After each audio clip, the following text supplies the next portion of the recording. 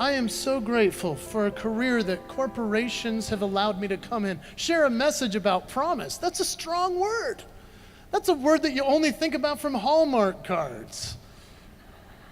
But I'm applying it to business, to your family, how it can work for you, yourself. That promise to me, myself, to never deviate what my original mission was for Family Friendly, has driven all of my business, all of my success. Even if you haven't heard of me and you never will again, I don't care because it's working.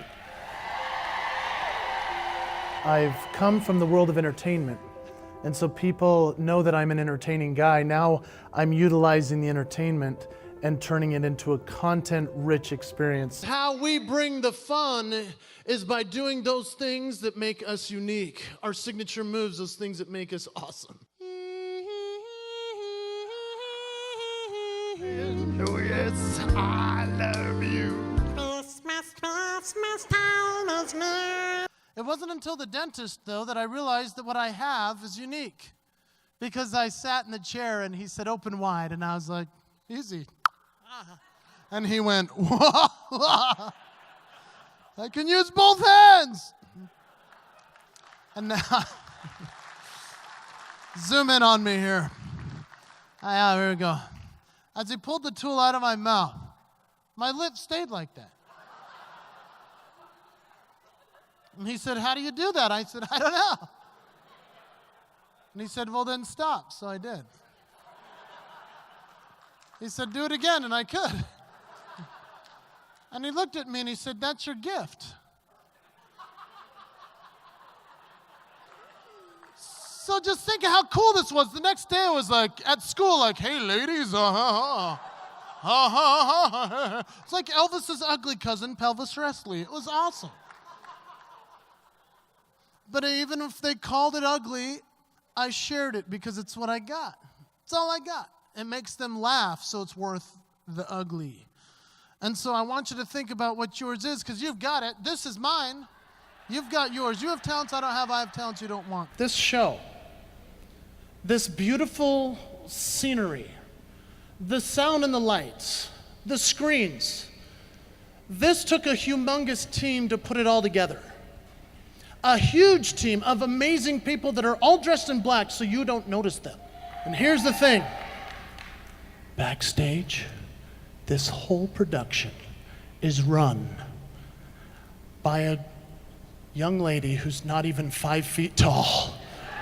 Her name is Michaela, and she has run this whole show.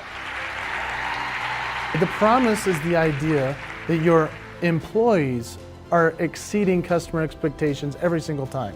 And so I call it maximizing the engagement experience, making sure that the reality is greater than the commercial, not the other way around. Even though I'm on a stage and I'm under these lights, I think, can I be that guy that's congruent on and off stage? Can the mission statement be something that I live by, where the reality is better than the commercial? What's my delivery of the promise to the audience? What's my engagement experience? You see, I can engage anyone wherever I want, can't I? I can hide it or I can share it. Waiter walks up to me. I can be a very forgettable customer or unforgettable. It's my choice. I can engage in this person or not. The waiter walks up. Hey, what'll it be? I'll just have a salad. Leaves. End of engagement experience. Or I can keep the promise I made to myself. I'm going to make his day. Waiter walks up. Hey, what'll it be? I'm like, hey, do you have any lettuce? I need a carrot. Do you have a carrot?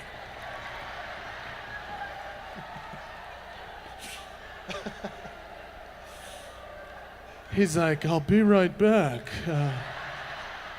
Maybe. Do you share your gift? Do we share what we've got?